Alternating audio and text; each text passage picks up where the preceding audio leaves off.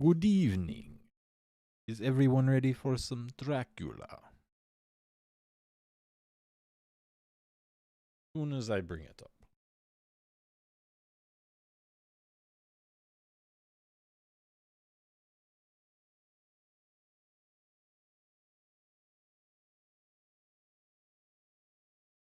You ready, little man?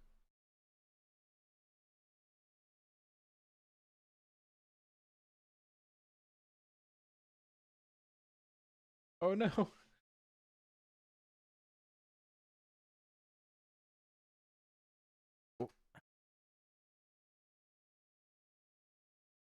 We had an incident.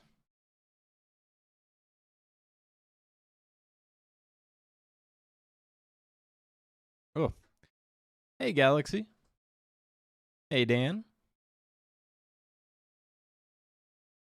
Yes, this is Lex's deep, dark secret. She turns into a cat and likes to sit on my lap when we aren't reading.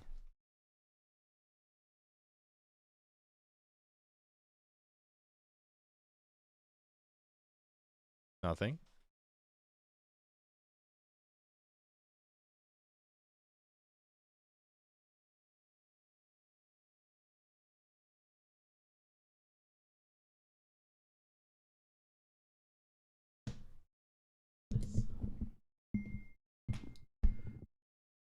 My. That was loud. Very loud. So, I actually just saw a bit of,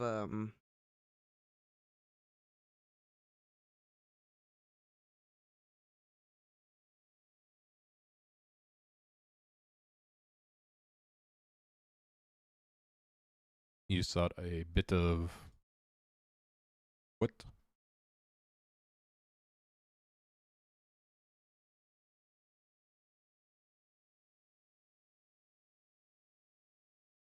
someone fan casted Michelle Gomez as Professor McGonagall. And I'm 100% down for it. Who? Madame Rouge from, Doom Patrol.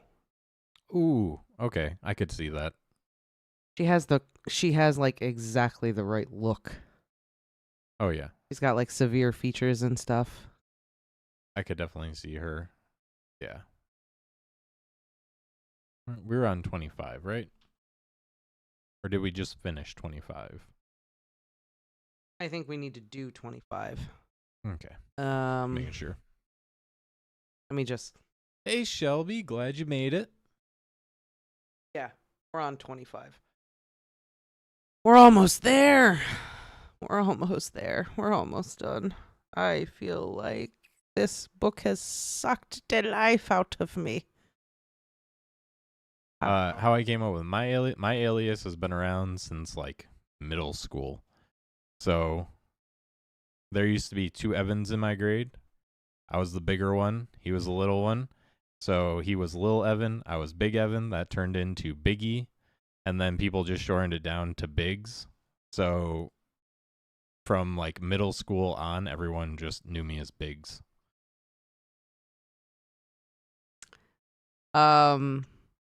I used to have a previous YouTube channel that was a Transformers YouTube channel. Because I was really hardcore into Transformers for a long time. Still really do like them. And I was a big Decepticon fan, and Megatron was one of my favorite characters. And since Lex is a nickname for Alexis, I made it Lexatron because it sounded Transformers-ish. And now here I am. Okay. I feel like yours is more interesting than mine. Like, people just called me Biggs.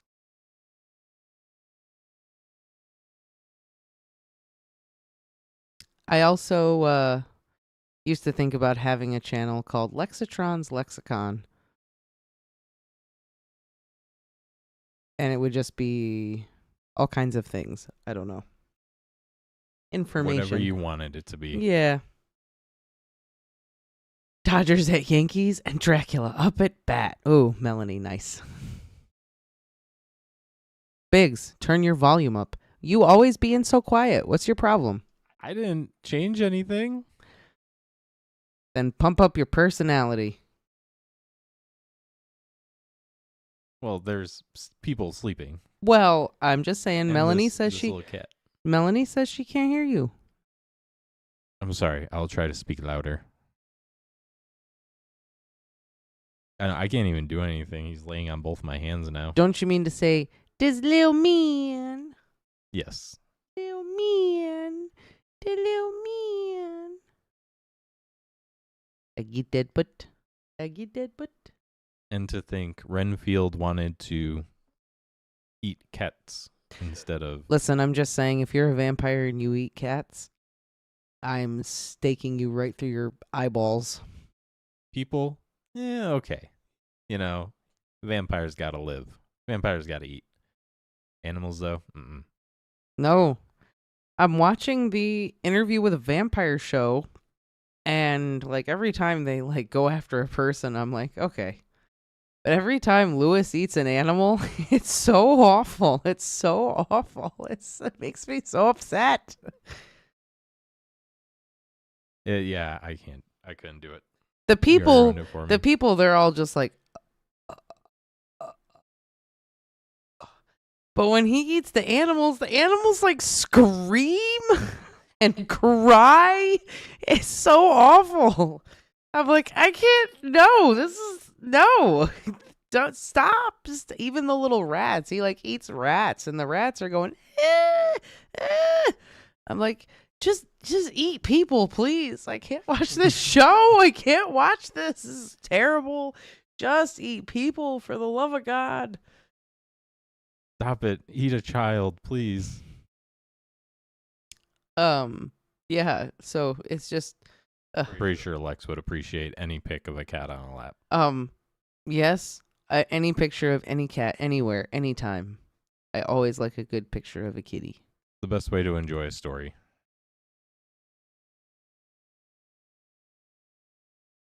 I get them beans.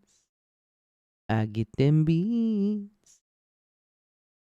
Speaking of getting them beans, they were getting them Dracula beans last time. Why would you? Why? What? What? They were. They're chasing him down. Why did you have to say Destroying his his boxes? Now they're gonna follow him beans, to Transylvania. though? Why you gotta say his beans? They gonna get them bat beans. Oh my God. What a segue to last time on Dracula. Yeah, gonna get them bat beans. I mean, he can turn into a dog too. They got beans. He can turn into We'll a talk wolf. about it. Yeah. Yeah. They do. Same thing. All right, wolves have beans. I mean, I'm sure bats have beans too, but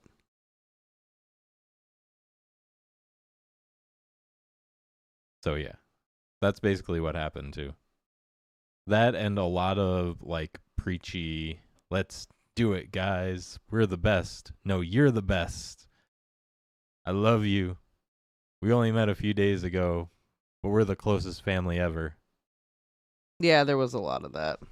Yeah, that last chapter was kind of a lot. It A lot of just word vomit from Van Van Helsing. Helsing. Yeah. But the first chapter, when they actually tracked Dracula down and they had that little altercation with him, That was good. Dracula like jumped out the window. And for some reason, it didn't say that he left a shape in the window that looked like a bat. I was a little disappointed. Or a Dracula-shaped hole in the window. Yeah. Also for the imagery of Dracula wearing a straw hat, that did not look good on him. All right, I think you have to sketch that now.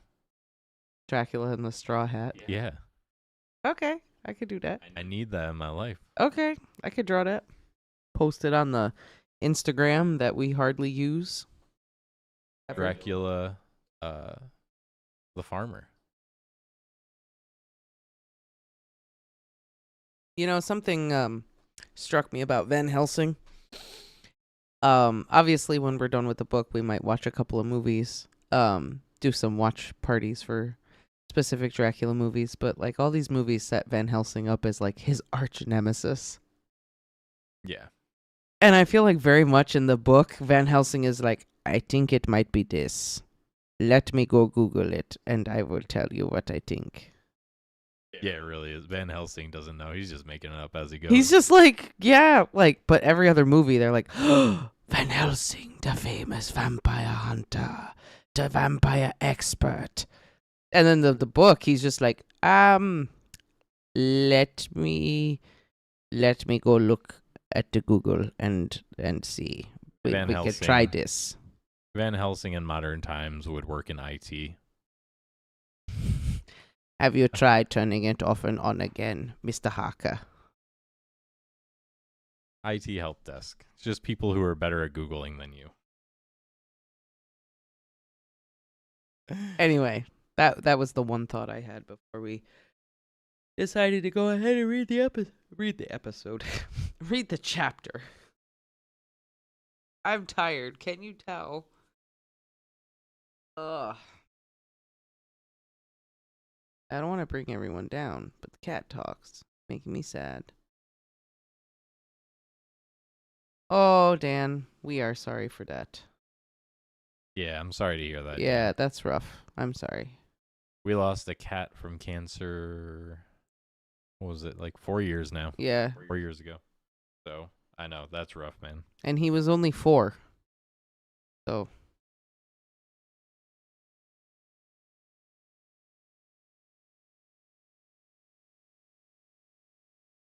Because you got to read. But the beans, you could read. I'll get the beans.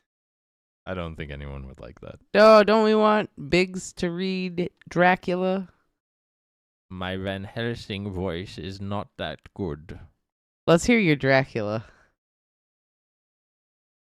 Oh, now I'm on the spot. Come on, do it. Say some Dracula shit. What, like, I will suck your blood? Okay. Give me a line. I don't know. No, actually, it's going to turn into... No, I can't do it. It's just going to sound really racist. All right.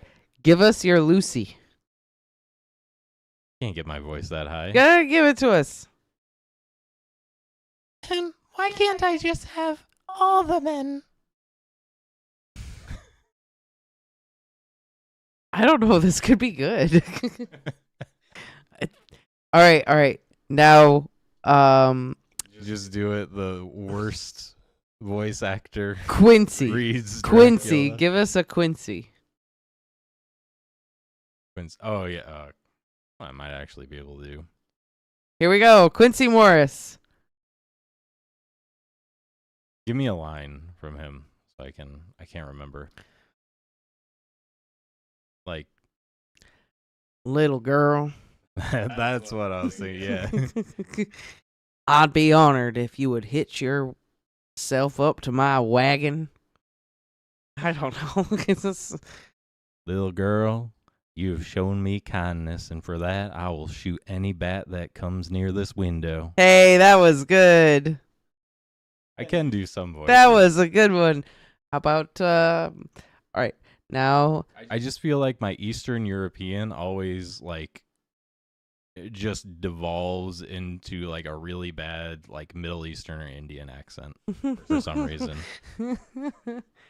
All right. So I don't do it. Like, anything. Give us a Jack Seward.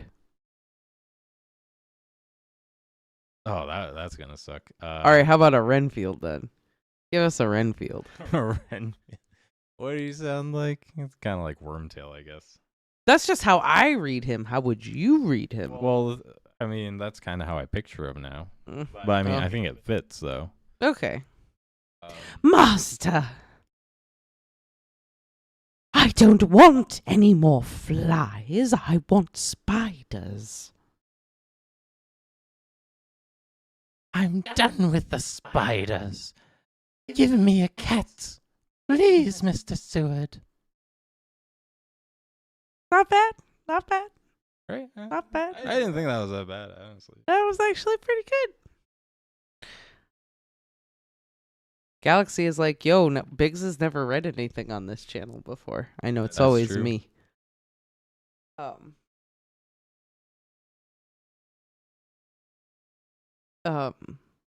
I think your Lucy was pretty great. Oh, how's My your Lucy? how's your Hagrid?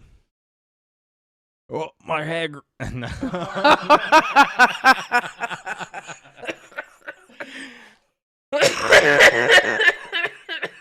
Hagrid somehow became Quincy. Oh my god, I'm dying. When did Quincy turn into Hagrid? What's going on? Unclear. Yeah, I'm dead. Shouldn't have said that. Should not have said that. Oh,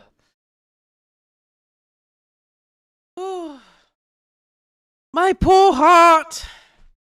Oh. I've suffered a great shock.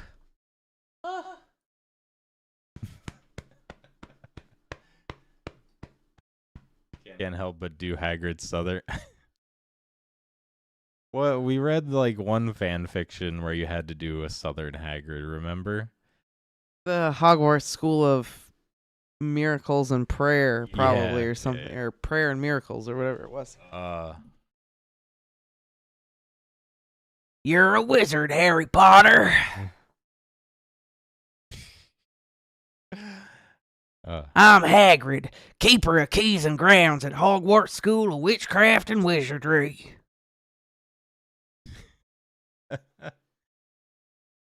That's gross. Don't I don't go like down it. near the swamp. I still got a pet gator down there. I call him Fluffy. Just feed him a bit of gumbo and he goes right to sleep.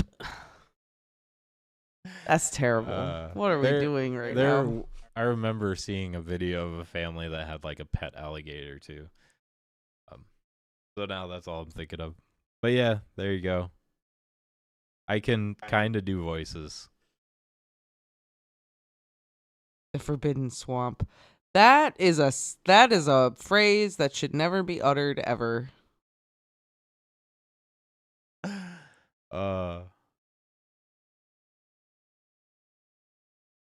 What is happening in this live stream right now? What is going on? I don't know. Do we want to get to some good reading? Some good voice acting? I don't know how good this is gonna be. I'll try. Look, I just set the standards very low. The bar for success right now is basically anything. Oh, well, that's good. I'm so glad that I'm that's the bar.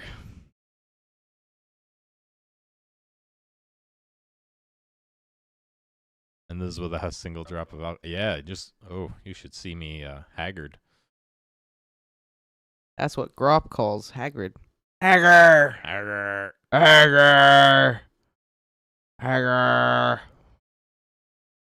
Oh, I could do Grop all day.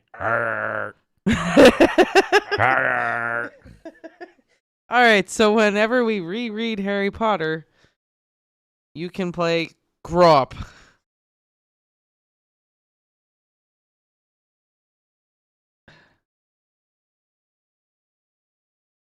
Oh my lord.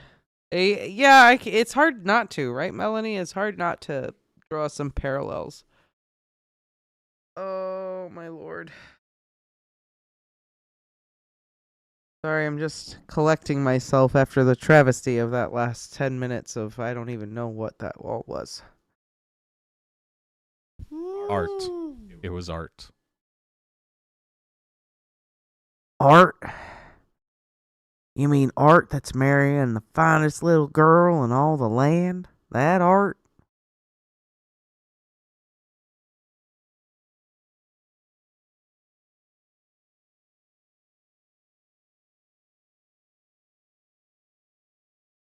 Mina would definitely be Harry Potter. Okay. Ooh.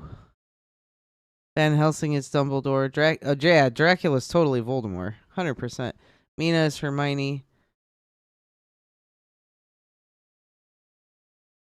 No, I 100%. Yeah, I think Mina is Hermione. I think Jonathan is like Ron and Harry.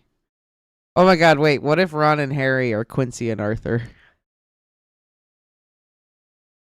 I feel like Harry has some "I'm gonna shoot it with a gun" kind of energy, and Arthur being like, "Yes, let's do it."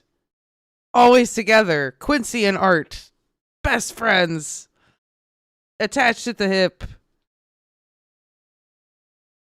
But then Jonathan also has that Harry Potter energy of, there's Dracula, I'm going to swing at him with a knife. Like, that's also got some Harry Potter energy. Okay. Read this book. No more being silly. Hager, your water's boiling over there. All right. Here we go. Let's read this. If you would like to make me some tea, feel free. Okay. Oh boy, here we go, everyone. Guess who we're gonna hang out with? We're gonna hang out with Dr. Jack Seward, our favorite physician, and all around cheerful, happy-go-lucky dude. Chapter 25. Dr. Seward's Diary.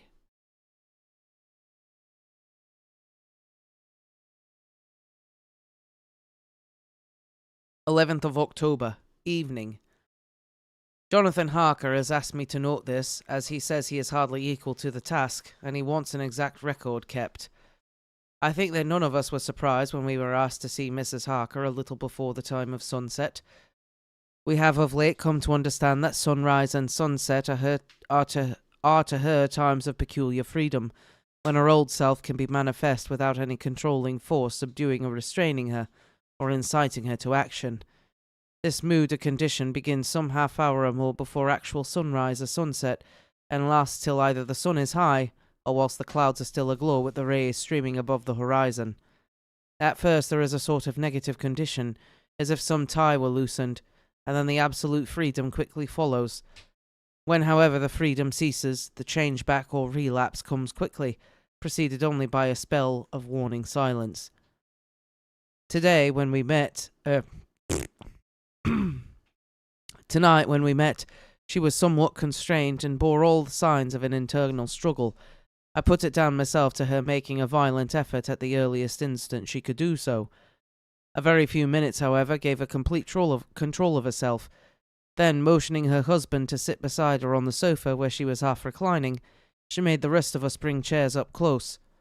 Taking her husband's hand in hers, she began.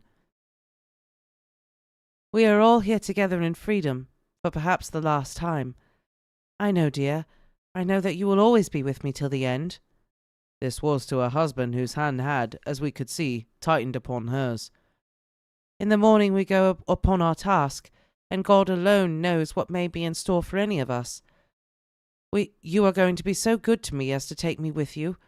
I know that all that brave, earnest men can do for a poor, weak woman, whose soul perhaps is lost. No, not yet, but is at any rate at stake. You will. But you must remember that I am not as you are. There is a poison in my blood, in my soul, which may destroy me, unless some relief comes to us. Oh, my friends, you know as well as I do that my soul is at stake, and though I know there is only one way out for me, you must not, and I must not take it." She looked appealingly to us all in turn, beginning with and ending with her husband. "What is that way?" "What is that way?" asked Van Helsing in a hoarse voice. "What is that way which we may not take?"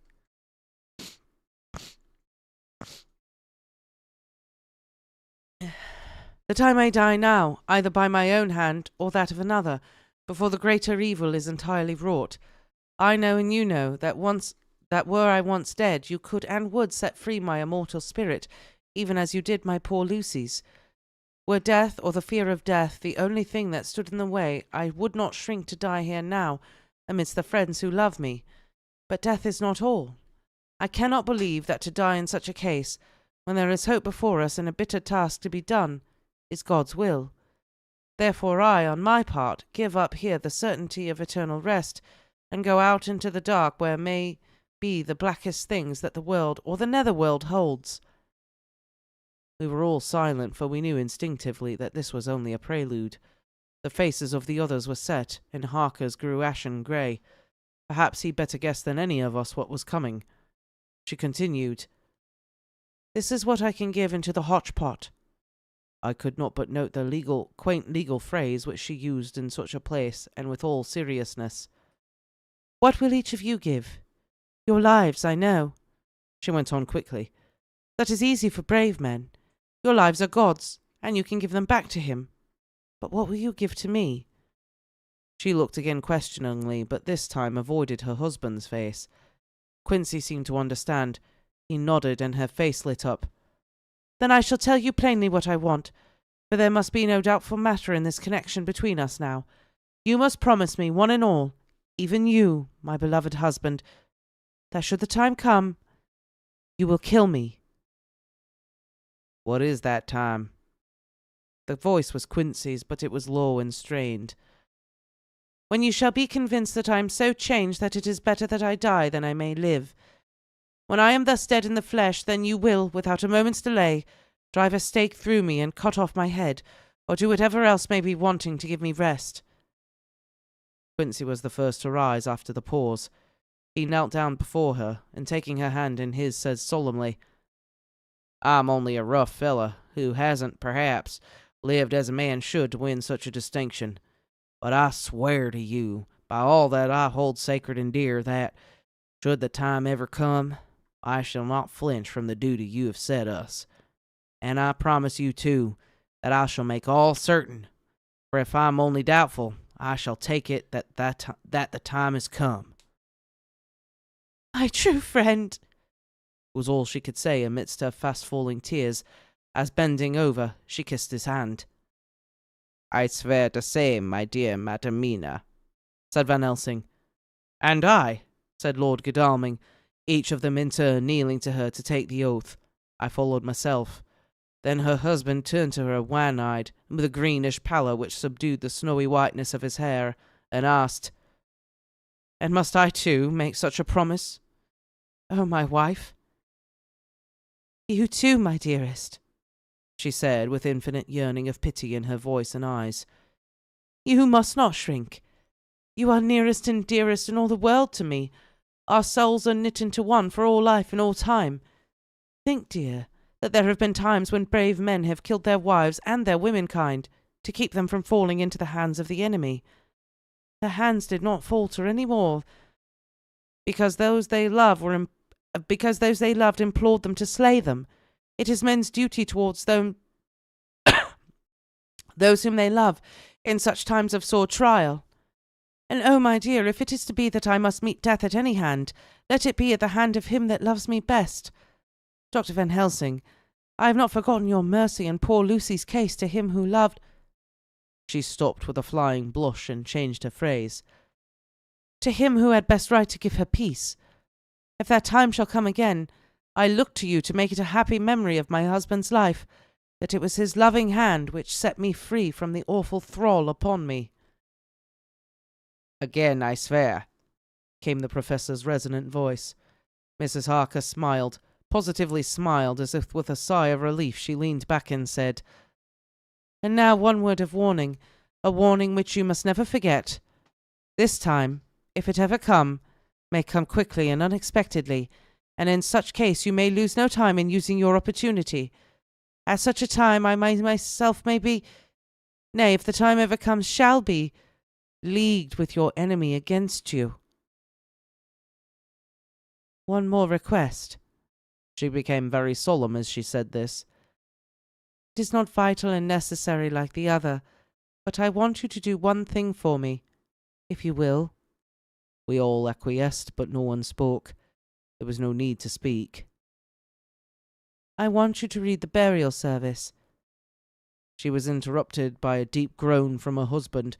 Taking his hand in hers, she held it over her heart and continued, "You must read it over me some day. Whatever may be the issue of all this fearful state of things, it will be a sweet thought to all or some of us. You, my dearest, will I hope read it, for then it will be in your voice in my memory forever, come what may." "Oh, but my dear one," he pleaded, "death is afar from you." "Death is afar off from you." "Nay," she said, holding up a warning hand. "I am deeper in death at this moment than if the weight of an earthly grave lay heavy upon me. Boy, my lord." "Oh, my wife, must I read it?" he said before he began.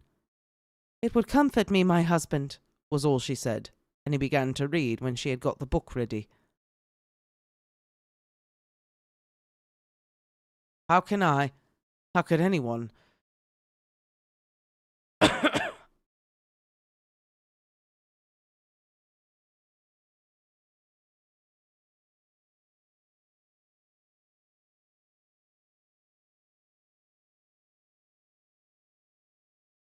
I'm trying to figure out who's talking right now.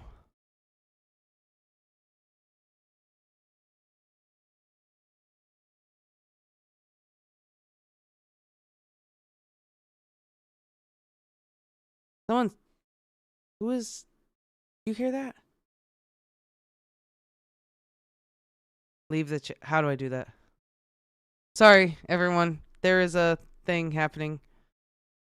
Okay.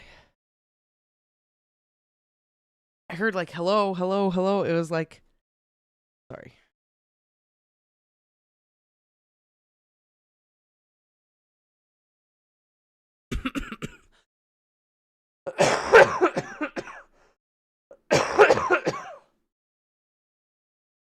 How could anyone tell of that strange scene, its solemnity, its gloom, its sadness, its horror, and withal its sweetness? Even a skeptic who can see nothing but a travesty of bitter truth in anything holy or emotional would have been melted to the heart had he seen that little group of loving and devoted friends kneeling round that stricken and sorrowful lady, or heard the tender passion of her husband's voice, as in tones so broken with emotion that often he had to pause. He read the simple and beautiful service from the burial of the dead. I cannot go on.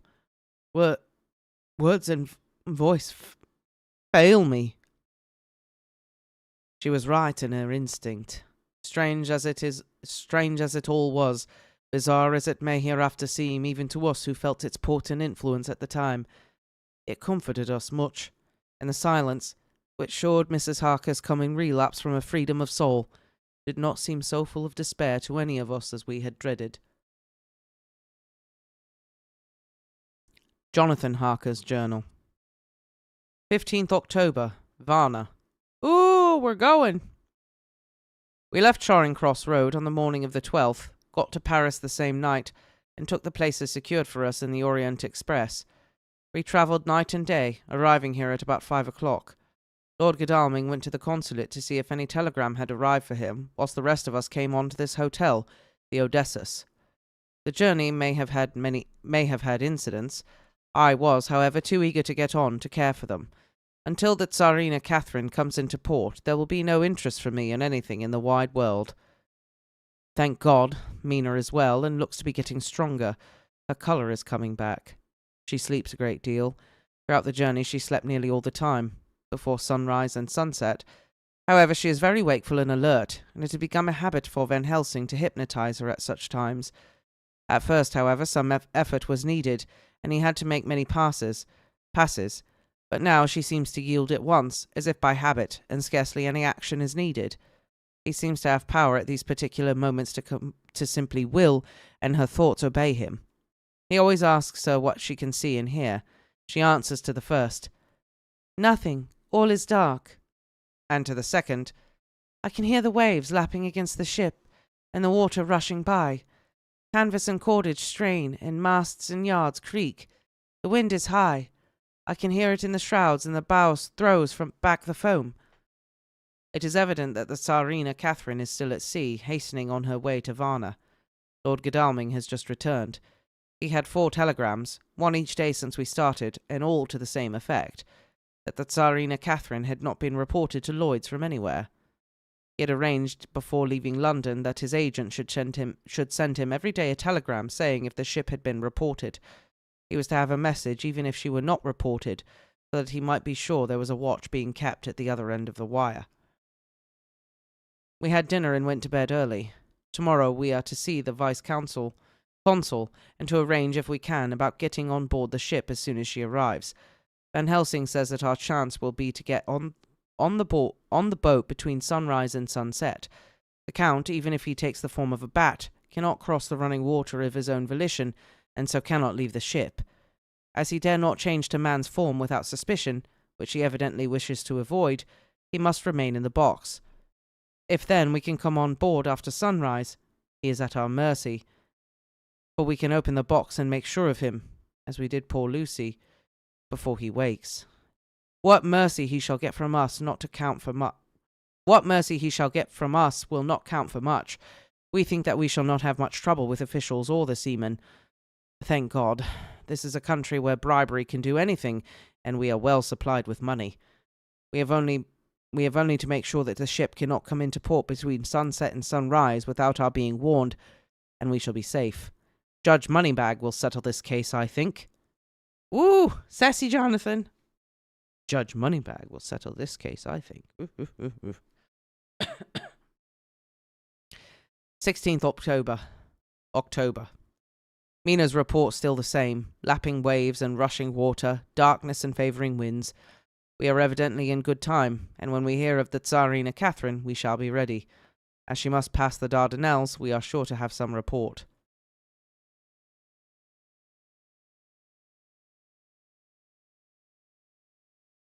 October 17th. Everything is pretty well fixed now, I think, to welcome the Count on his return from his tour. Godalming told the shippers that he fancied that the box sent aboard might contain something stolen from a friend of his, and got a half consent that he might open it at his own risk.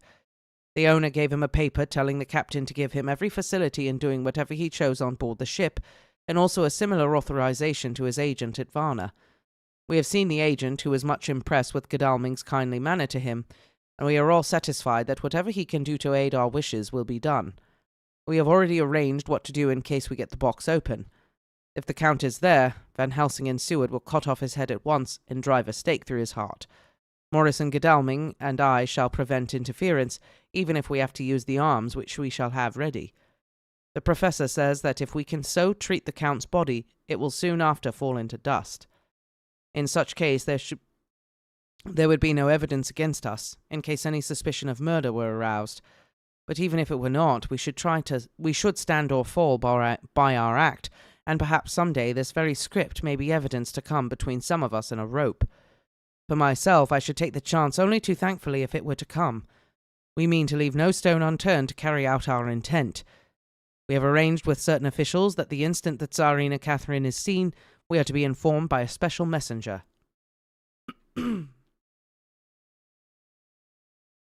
24th October. A whole week of waiting. Daily telegrams to Godalming, but only the same story. Not yet reported. Mina's morning and evening hypnotic answer is unvaried. Lapping waves, rushing water, and creaking masts. Telegram, October 24th. Rufus Smith, Lloyd's, London, to Lord Godalming, care of HBM Vice-Consul, Varna. Tsarina Catherine reported this morning from Dardanelles.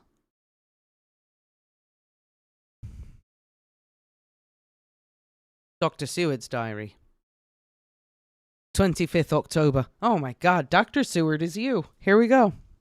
How I miss my phonograph. To write diary with a pen is irksome to me, but Van Helsing says I must. Oh no, not the technology. You gotta use paper and pen. Oh my God, it's terrible. We were all wild with excitement today when Godalming got his telegram from Lloyd's. I know now what men feel in battle when the call to action is heard. Mrs. Harker, alone of our party, did not show any signs of emotion. After all, it is not strange that she did not, but we took special care not to let her know anything about it, and we all tried not to show any excitement when we were in her presence. In old days she would, I'm sure, have noticed, no matter how we might have tried to conceal it, but in this way she has greatly changed during the last 3 weeks. The lethargy grows upon her, and though she seems strong and well, and is getting back some of her colour, Van Helsing and I are not satisfied. We talk of her often. We have not, however, said a word to the others. It would break poor Harker's heart, certainly his nerve, if he knew that we had even a suspicion on the subject. Van Helsing examines, he tells me, her teeth very carefully while she is in the hypnotic condition, for he says that so long as they do not begin to sharpen, there is no active danger of a change in her. If this change should come, it would be necessary to take steps. We both know what those steps would have to be, that we do not mention our thoughts to each other. We should neither of us shrink from the task, awful though it be to contemplate. Euthanasia is an excellent and a comforting word. I am grateful to whoever invented it. It is only about 24 hours' sail from the Dardanelles to here. At the rate that Tsarina Catherine is come from London, she should arrive some time in the morning, but as she cannot possibly get in before then, we are about to retire early. We can get up at 1 o'clock. We shall get up at 1 o'clock, so as to be ready.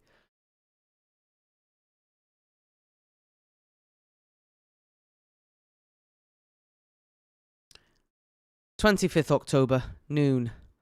No news yet of the ship's arrival. Mrs. Harker's hypnotic report this morning was the same as usual, so it is possible that we may get news at any moment. We men are all in a fever of excitement except Harker, who is calm. His hands are cold as ice, and an hour ago I found him whetting the edge of the great Gurkha knife, which he always carries with him. It'll be a bad lookout for the Count if the edge of that kukri ever touches his throat, driven by that stern, ice-cold hand. Van Helsing and I were a little alarmed about Mrs. Harker today. About noon she got into a sort of lethargy which we did not like. Though we kept our silence to the others, we were neither of us happy about it. She'd been restless all the morning, so that we were at first glad to know that she was sleeping. When, however, her husband mentioned casually that she was sleeping so soundly that he could not wake her, we went to her room to see for ourselves. She was breathing naturally and looked so well and peaceful that we agreed that the sleep was better for her than anything else. Poor girl. She has so much to forget that it is no wonder that sleep, if it brings oblivion to her, does her good. Later. Our opinion was justified, for when a refreshing sleep of some hours she woke up, she seemed brighter and better than she had been for days. At sunset she made the usual hypnotic report.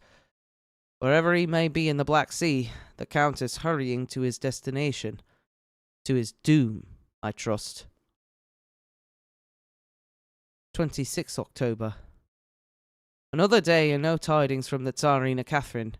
She ought to be here by now. That she is still journeying somewhere is apparent, for Mrs. Harker's hypnotic report at sunrise was still the same. It is possible that the vessel may be lying by at times for fog. Some of the streamers which came in last evening reported patches of fog both to north and south of the port. We must continue our watching, as the ship may now be signalled at any moment.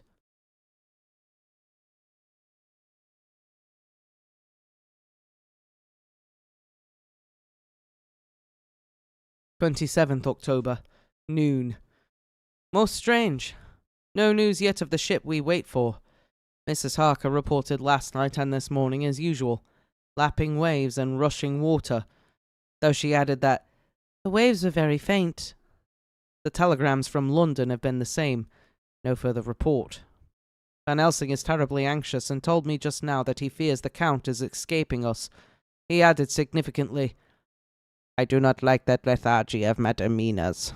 Souls and memories can do strange things during trance. I was about to ask him more, but Harker just then came in, and he held up a warning hand. We must try tonight at sunset to make her speak more fully when in her hypnotic state.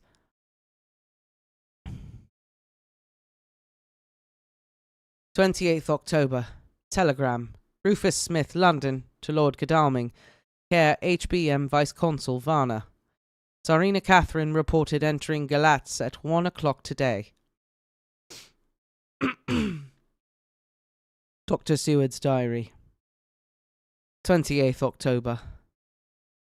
When the telegram came announcing the arrival in Galatz, I did not think it was such a shock to any of us as might have been expected. True, we did not know whence or how or when the bolt would come, but I think we all expected that something strange would happen.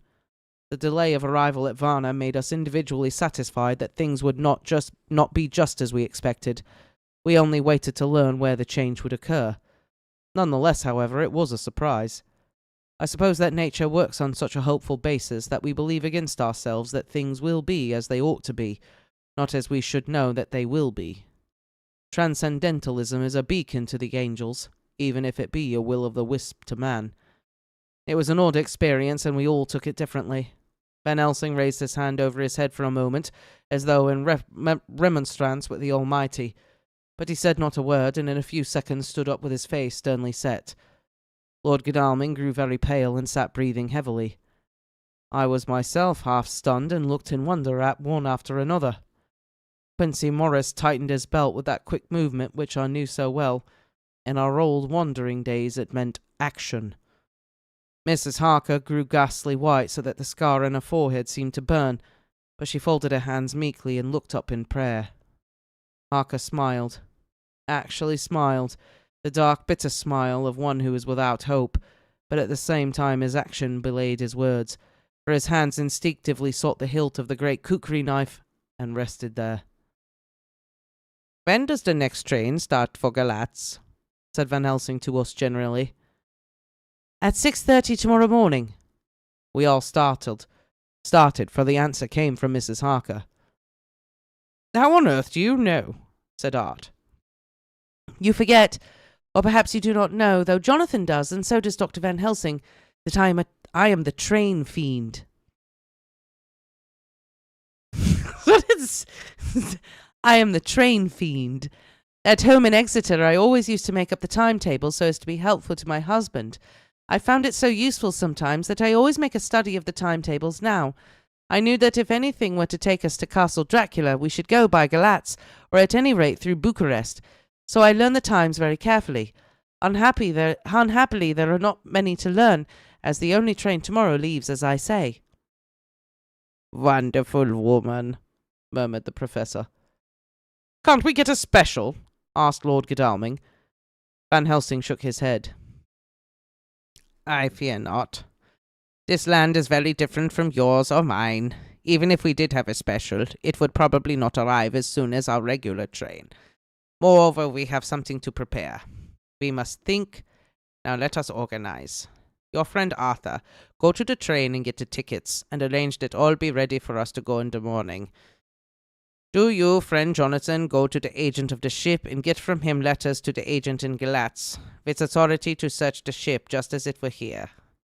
Morris Quincy, you see the vice-consul and get his aid with his fellow in Galatz and all he can do to make our way smooth, so that no times be lost when over the Danube. John will stay with Madam Mina and me, and we shall consult. For if time be long, you may be delayed, and it will not matter when the sun set, since I am here with Madam to make report." "And I," said Mrs. Harker brightly, and more like her old self than she had been for many a long day, "shall try to be of use in all ways, and shall think and write for you as I used to do. Something is shifting from me in some strange way, and I feel freer than I have been of late." The three younger men looked happier at the moment, as they seemed to realize the significance of her words. But Van Helsing and I, turning to each other, met each a grave and troubled glance. We said nothing at the time, however.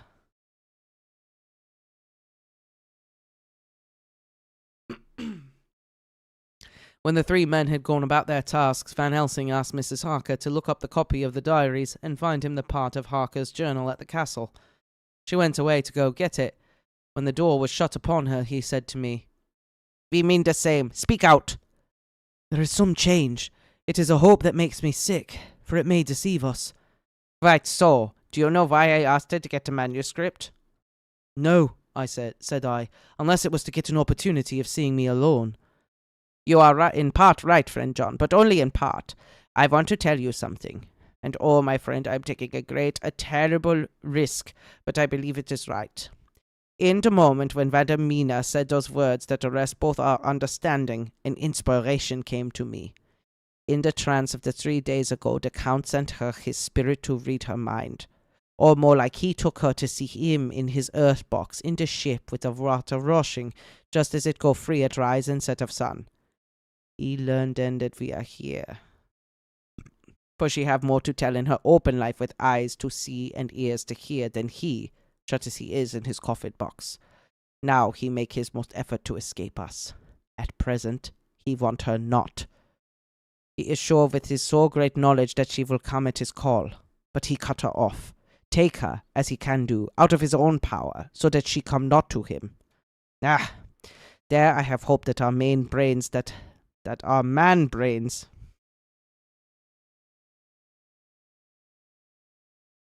What am I reading right now?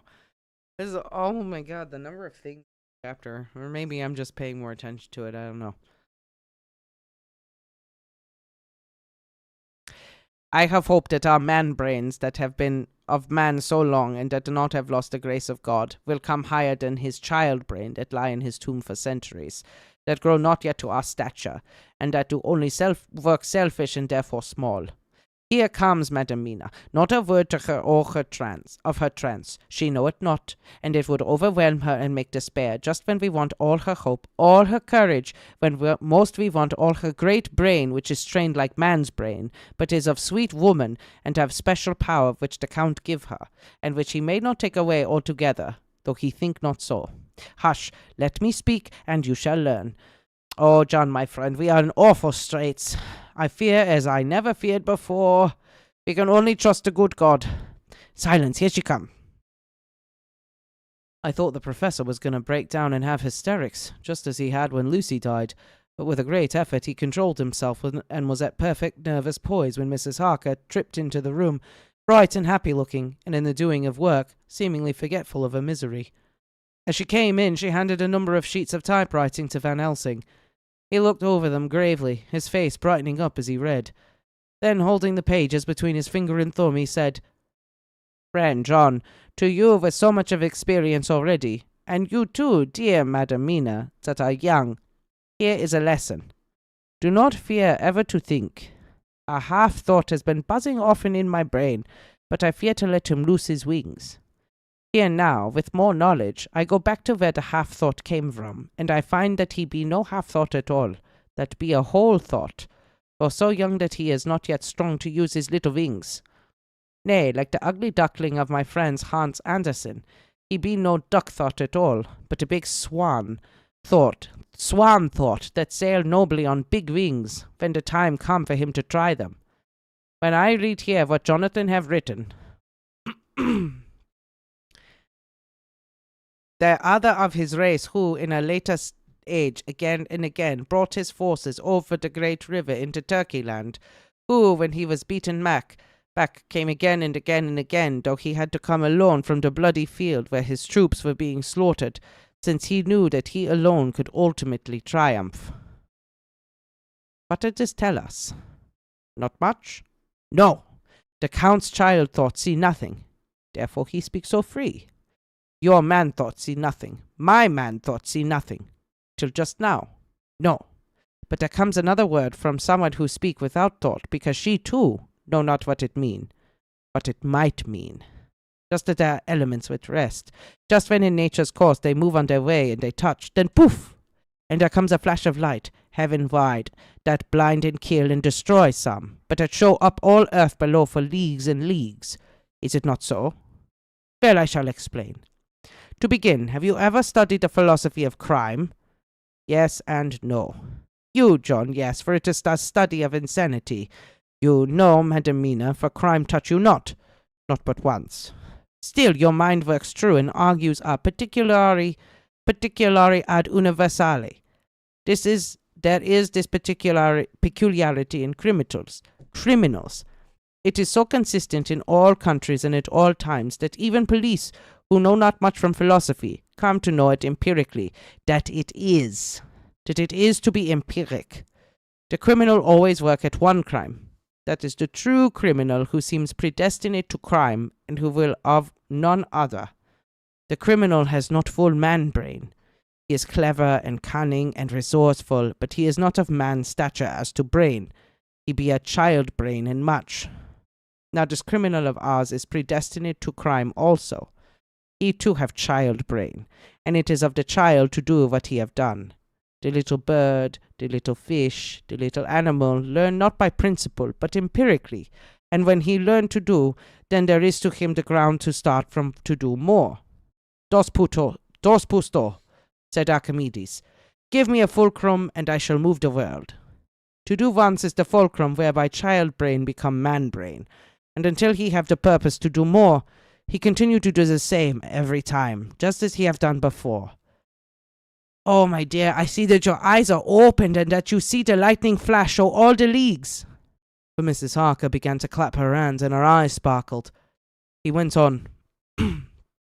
Now you shall speak. Tell us two dry men of science what you see with those so bright eyes.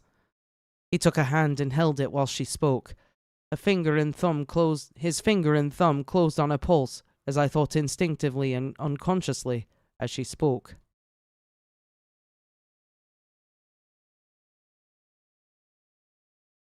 Sorry. Very thirsty. The Count is a criminal and of criminal type. Nor do Owen Lombroso would so classify him, and qua criminal he is of imperfectly formed mind. Thus in a difficulty he has to seek resource and habit. His past is a clue in the one page of it that we know, and that from his own lips tells that once before, when in what Mr. Morris would call a tight place, he went back to his own country from the land he had tried to invade, and thence, without losing purpose, prepared himself for a new effort. He came again, better equipped for his work, and won. So he came to London to invade a new land. He was beaten, and when all hope of success was lost and his existence in danger, he fled back over the sea to his home, just as formerly as he had fled back over the Danube from Turkeyland.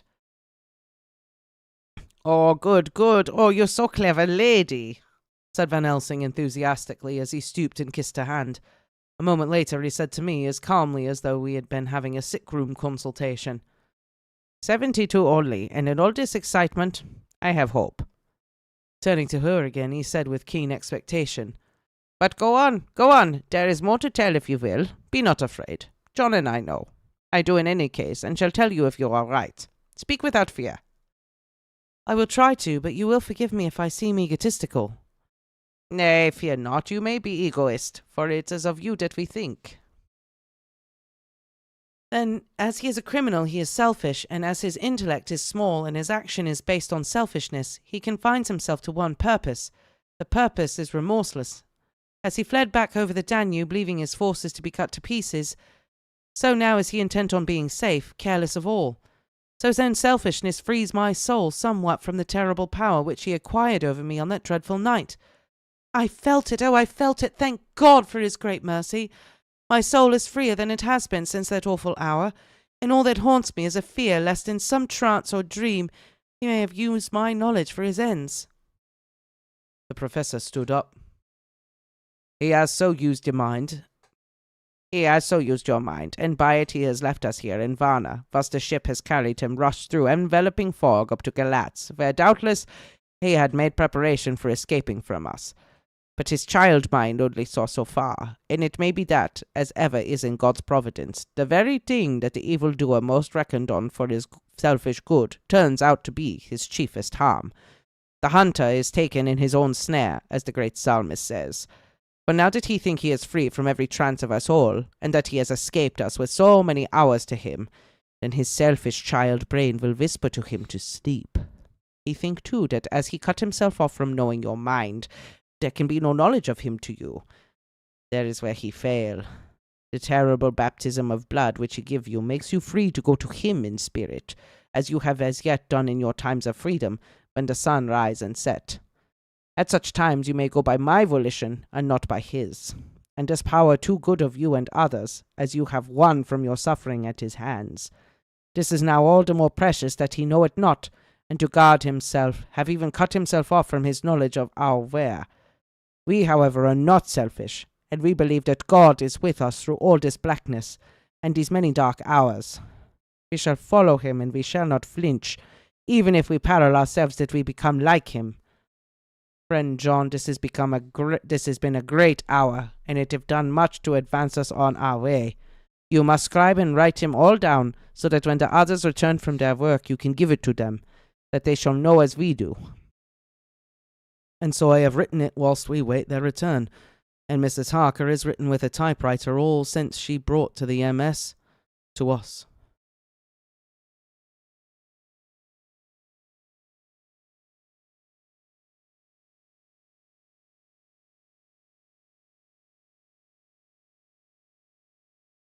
Your brain, it is a good brain, but it's not a man's brain, it's a woman's brain. But it is still better than child's brain, like that of criminals or Dracula.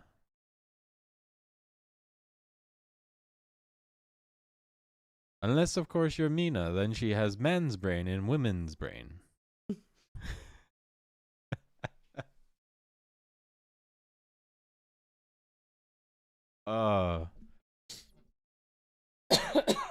And this combination of women's brain with man's brain in it turns her into a train fiend. I am a train fiend. I know. That was so good. It's actually a thing. It's like a big thing in, I want to say it was Japan. Like train spotters. Yeah, it's a thing. Oh, it's a thing in the UK too. It's a thing. Yeah, people just sit at the terminals and just watch trains. I think it would be more of a thing in the US if we had more trains. Probably, yeah. Yeah, it's definitely a thing. Probably even more of like a thing because it's so rare to see a train. Go to Chicago. Chicago has a lot of trains.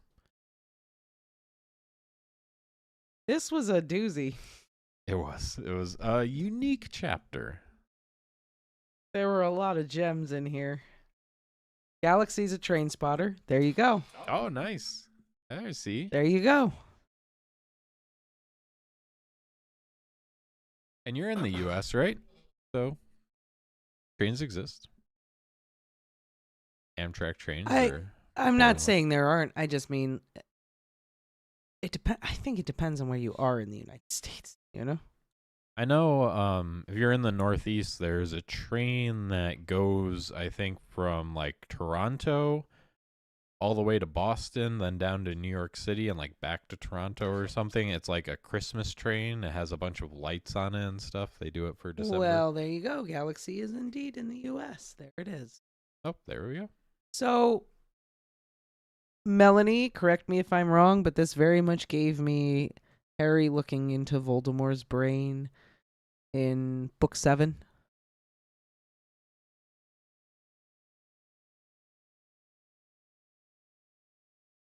What? I'm not Melanie. Why are you looking at me? Yeah, but you could have input. Oh no, yeah, I definitely. Because at this point, Voldemort is implementing occlumency against Harry, which is kind of what Dracula is doing with Mina. He's like, oh. And Mina's like, I could still do a peek.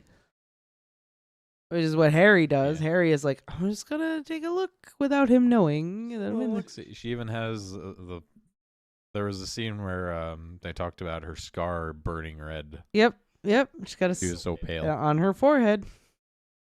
Now, after reading this, I feel like, I mean, maybe it goes back to, was it Shakespeare that said there's only 4 stories? It's like 5. It's 5 versions or something. Yeah, it's 5. Maybe that's just why it's so similar, or maybe Rowling just had a thing for Dracula, but there's a lot of Voldemort stuff. There's a lot here. Galaxy is like, if their man brains are so good, why don't they just go to the police? Or go get Sherlock Holmes. Sherlock Holmes would potentially be around at the time. That's right. That's true. They just had to go to Baker Street. Shoulda, coulda, woulda. And I mean, they probably don't go to the police because, I mean, who's going to believe them? Hey. They've also done a lot of trespassing and B&Es. Yeah. They'd get to the point of the story. Okay, so you broke in the house, and then you stabbed him with a knife. In his own house. All right. Mr. Harker, come over here. No, I believe you. It's come on. And We're Dr. gonna help Seward, you how out. exactly did Renfield die? Oh, he fell off the bed. Oh. From what, his 3rd-story bed? Right? Oh my God, Jackson.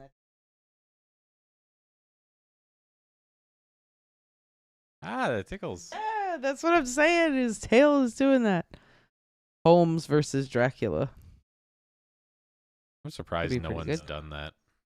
Come on, we had like that Winnie the Pooh, Blood and Honey. There was a sequel. No. Yep. That's disgusting. Yep. I don't like that. Sorry. I don't know. Heard that movie wasn't even good in like the bad movie kind of way. But either way, I think Holmes versus Dracula would be one of those great like B-roll or Has that really yeah, not happened? B movies. Maybe. I don't know. I haven't read a lot of Sherlock Holmes, to be honest. Me either. I'm going to look it up right now. How are they explaining all the dead children? Yeah. I mean, for all the police know, they're the ones who keep dropping the children off with wounds. Like, Someone's crying. and then they're going to the graveyard. Oh, it's a book. Oh, it is? Sherlock Holmes versus Dracula, or The Adventure of the Sanguinary Count. Ooh. Might have to check that one out just to see if it lives up to the hype. Yeah, I don't know. Oh, yeah, there. Dan looked it up too. Yeah, Lauren D. Esselman. 3.9% or 3.9 stars on Goodreads. That's not bad. There's also a public domain movie. Oh, man. Getting excited for this now.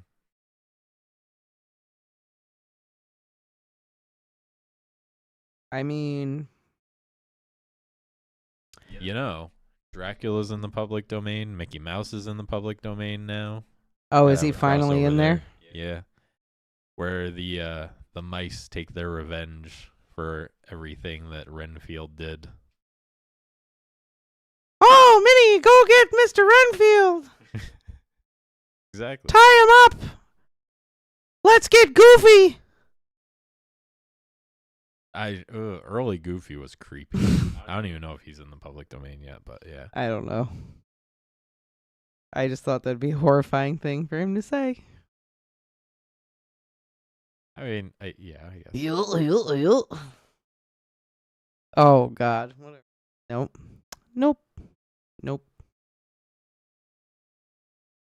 9.4 on Fantasy Book Review. So I think that's being a little bit generous for. Well, maybe it's really good. Maybe it's actually well written. It just seems like not. It shouldn't be.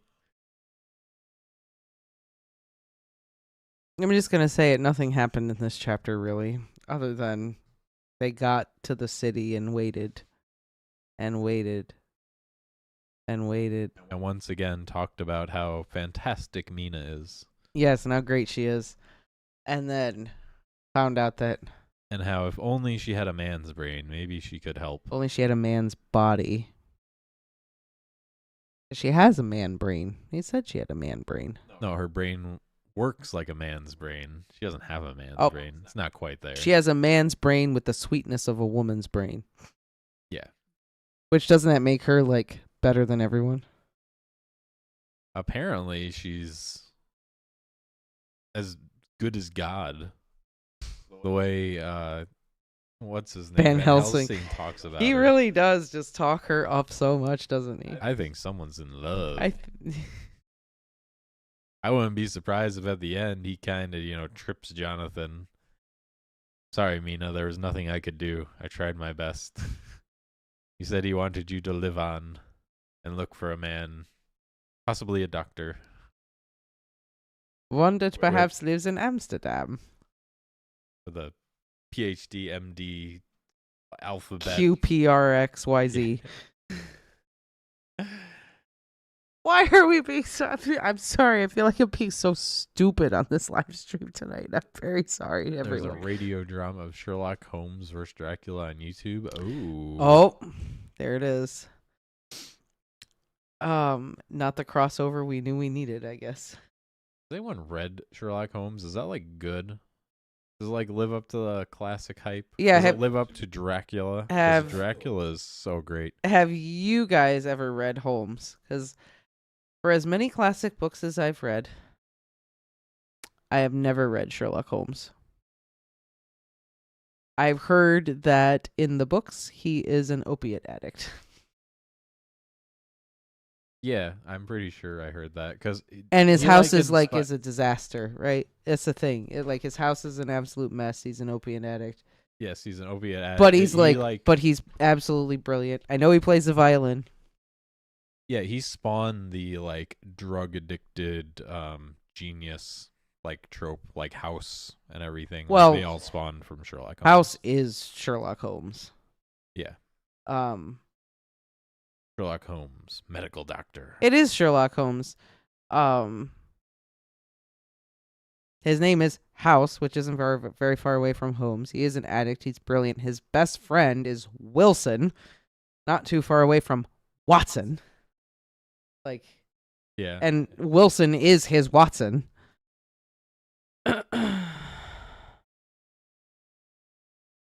Good, but a bit unrealistic. It doesn't have to be realistic, because I don't think of realism when I think of Sherlock Holmes. I think of like really cool plot twist mystery that's like once the pieces all fit together, you're like, no way.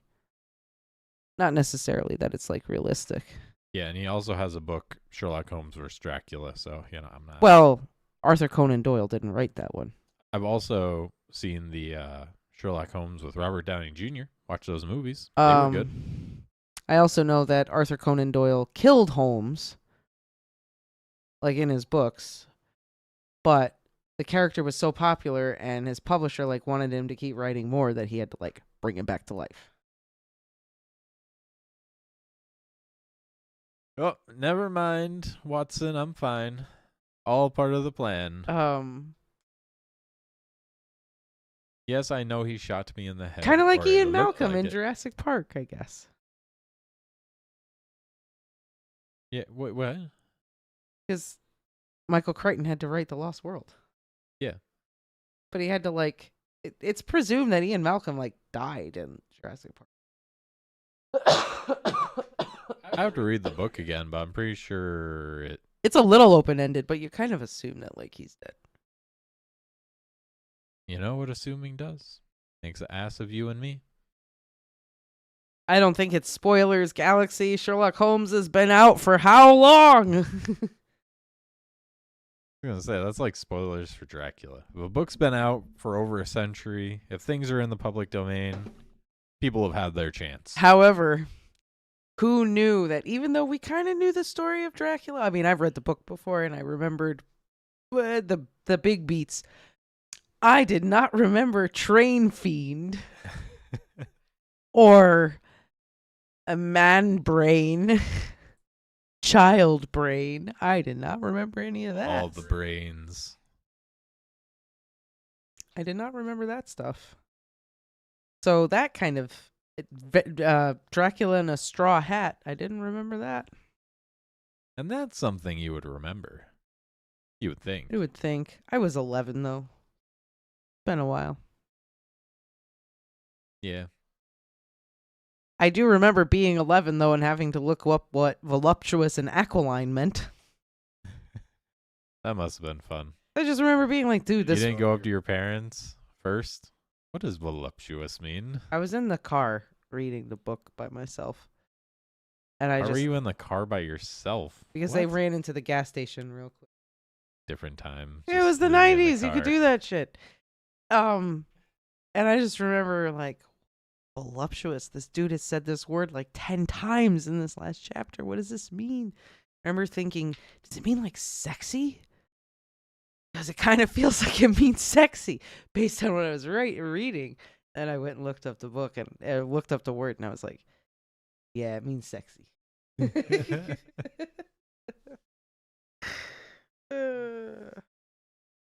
Exactly like that. That's how it went down. The giggle and everything. Sure. Because, 11 years old. Sure, why not? Picture it how you will. I mean, that's how I would have been. Although I'm pretty sure I did say something to my mother, like, I think I looked it up first and then asked her, what does voluptuous mean? Just to see what she would say. I dread those types of questions. Nah, I didn't. I was gonna. If it was, if I had a question, I was gonna ask it. I didn't care. No, not when I was a kid. I just mean with, like, Ramona asking me stuff like that. Oh, I'll tell her. What does voluptuous mean? It means seductive, sexy, full-bodied. Right, but there's going to be worse stuff than voluptuous. Yeah, that's true. That's true. Yeah, so Dracula is going to Galatz, not Varna, and the group is like, now we gotta go to Galatz. Okay. And I'm sorry, Van Helsing, I don't think it's a stretch to, like, read that entry and go, and I came back again and again and again, to infer that Dracula is gonna come back to London again and again and again. And when he does, Holmes will be there. Ready and waiting. Yes. Wait. Sherlock Holmes versus Dracula. Great Mouse Detective Edition. That's how we shoehorn Mickey Mouse in. Mickey Mouse works with Basil of Baker Street. Basil. Yeah. Is Dracula just the bat? Yeah, there you go. He's just It already happened. He's Great just Mouse fidget. Detective. There you go. Yeah. He's just fidget. That was it. I just remember that bat sounding like that. Dracula with his bat brain. It's child brain. I mean, he's talking a lot of smack, but so far Dracula's outsmarted everyone. I mean, he is kind of one step ahead. I think Van Helsing is just be like, just stupid child brain.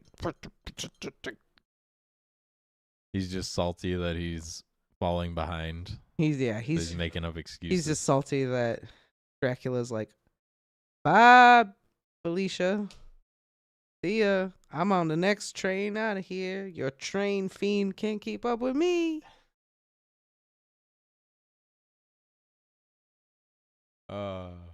This chapter did weird things to my brain. I'm very sorry. see that.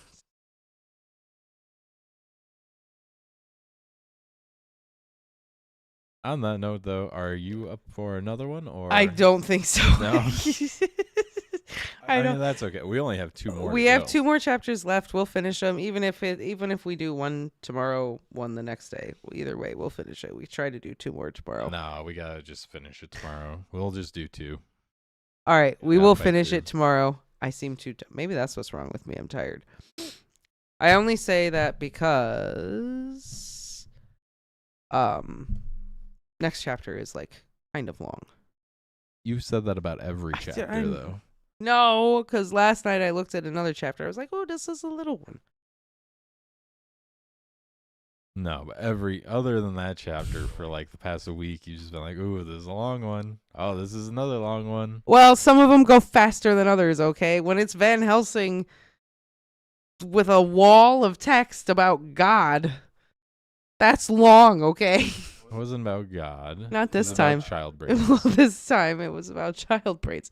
But when it's about God and how... Yeah, it was a nice little break from Train Fiends. Train Fiend was the best part of the chapter. What are you talking about? And also, Jonathan's like, he was like, no, I couldn't do it. But, she was looking a little off, and he, like, grabbed that kukri knife.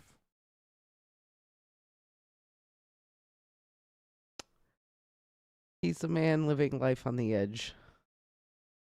Guess so. The razor's edge. He's very tense. I mean, for good reason.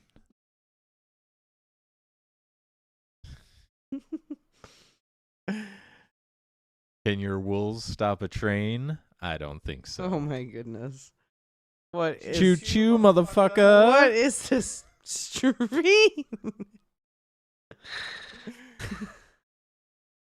I can't. I don't even know what's happening right now. Oh, thank God Renfield isn't in this book anymore, because Are you kidding me? That would have been the cherry on top. if Renfield was there. Chef's kiss. If Renfield was there just in the background, like catching flies while all this is going down. Oh, there's a scene in the Bela Lugosi version where this maid is like laying on the floor and she's like collapsed. And Renfield like is on the floor. He's like creeping over to her like a sloth on the ground. And you think he's gonna like kill her. And he goes over to her and he just picks a fly off of her and starts to eat it. What the Renfield. He didn't want to bite her neck. He just wanted the fly buzzing over her. Nice guy. He's a nice guy. That's the type of guy you invite to your barbecue. He's going to catch all the mosquitoes for you. That's true. I need Renfield in my life personally to just walk around with me. Just pick all the mosquitoes Yeah. in the summer. Yeah, they eat me alive. It's terrible. I'm fine. Oh my God, does that mean a vampire would want to eat me? Would I taste good? Yeah.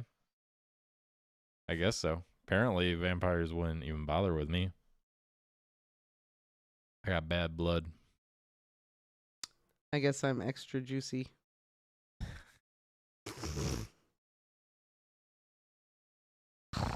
I guess so. I don't know what I'm talking about, y'all. I don't know either. This is what happens when I read classic literature, when I'm too tired. Such lovely insights to the themes of the literature. Bark notes, eat your heart out. So, two questions. What do we think is going to happen next? And whose perspective are we going to get next? I mean, I know. Spoiler, it's the same perspective we started out with on every chapter since Jonathan. Also, I was just going to say, that was so you when he began that chapter. What do you mean?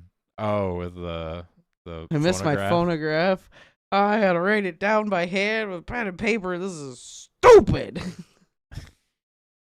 Oh, it is. I just picture us in this Pen situation. doesn't work, and then you gotta scribble. I just picturing us in this hands situation, cramping. and you're just Got like, ink on I your don't have my hand. laptop. I don't have my computer. Got to write it with a pen. This is. It takes forever. It does not. Yeah, it does. No, it doesn't. And your hand gets tired. You have to slow down more. Practice. Practice. I can write for like 2, 3, 4 hours and be fine. Why would you do that to yourself? It's good practice. I don't know. It doesn't hurt. Practice for what? Writing. Look, I know how to sign my signature. That's the only time I have to physically write anything. Oh my Lord. I could do for 3, 4 hours at a time and not be tired. Practice for the apocalypse when all the computers go rogue and we can't use them anymore. No, that's why I work in IT. The computers will need me. I'll be a valuable asset to them. No, that's what you tell yourself now. I'll be a friend of the computers. Sure you will. Sure you will. That's what Wormtail said about Voldemort. Till they figure out how to circumnavigate you. I mean, I'll also have access to their kill switch, so, you know. Yeah, All part of the plan. that's what you think. Probably shouldn't have said that on the internet. No. For 'Cause the no- AI to eat up. You've ruined it. You ruined it already. YouTube does listen to all the videos, too. Oh, I'm sure they have a blast listening to me. They have a thing now. Actually, it's been around for a while. I think like probably sometime over the summer. Don't y'all think YouTube finds this But fascinating?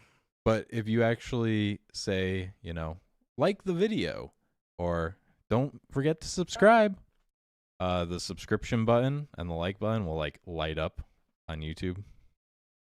Like it's nothing that we do on our end. It's just the algorithm is listening to the videos, transcribing them. And then, yeah.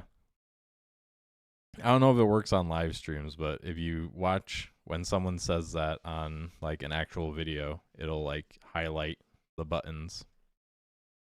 You are under the assumption that I watch the YouTube videos and don't just listen to them while I'm taking a shower. He's silly.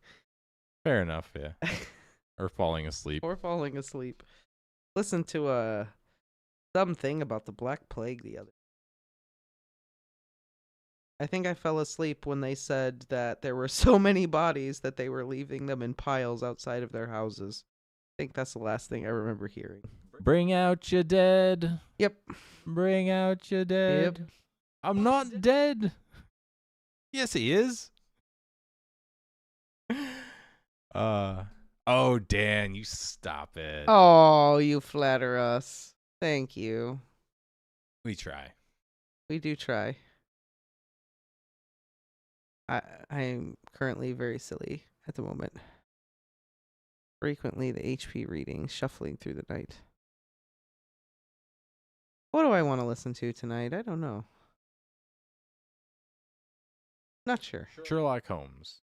Maybe I do want to listen to Sherlock Holmes. Maybe I want The Hound of the Baskervilles or The Mysterious Case of the Midnight Pier. Pier? I was just making some shit up. I don't know. Wait, did you say pier or pier? Like, okay, you need to go to bed. That was not that funny. Like, I appreciate the enthusiasm. It wasn't funny. But It wasn't funny. no, it wasn't. The Mysterious Mystery of the Mad Pooper. Okay. You don't remember the Mad Pooper from Bob's Burgers? Dan's beach reading of the Harry Potter. Oh. You have the waves and everything. Maybe. Is that going to make me have to pee, though, listening to the ocean? I don't know, pee before bed. Doesn't help sometimes. Still got to pee at 2 a.m. sometimes. Fair enough. But on that note. Sorry it was a short one. 2 more chapters left to go. And then we're done. And then we'll we're finish done. them up tomorrow. Finishing Dracula tomorrow. And we'll do a watch party at some point to celebrate the finishing. And she will get some sleep. I will get some sleep and scoop some poops tomorrow. Have a good night, everyone. Great night, everyone.